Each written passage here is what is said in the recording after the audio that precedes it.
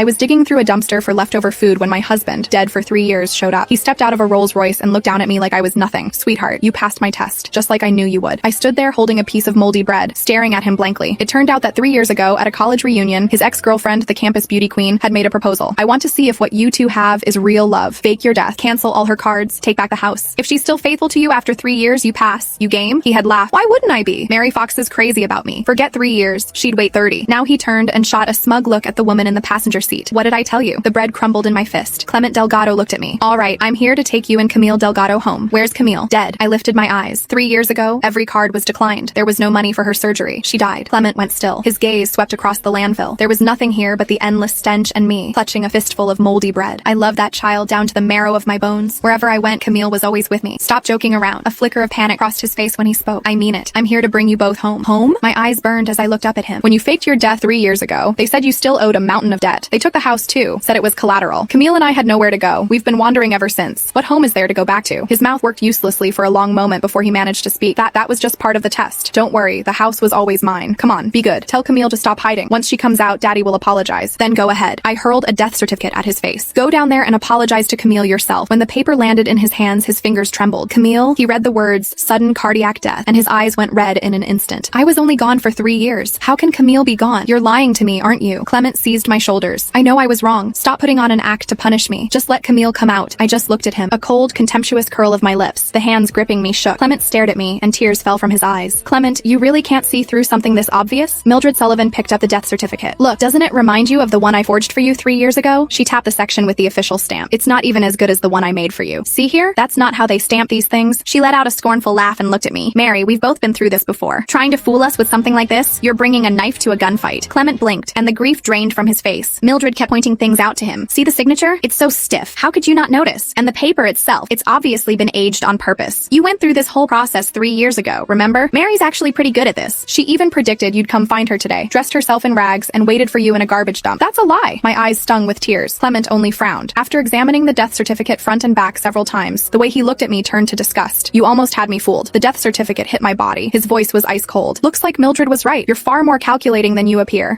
By the end of today, bring Camille home. She's only 6. She doesn't need to learn bad habits from a mother like you. He turned to leave. I scrambled to my feet, desperate to stop him, but Mildred stepped between us. Mary, her voice dropped to a whisper, only the two of us could hear. I know Camille's been dead for a long time. I stared at her in disbelief. Want to know why Clement doesn't? She laughed softly. Because I made sure every piece of news about Camille never reached him.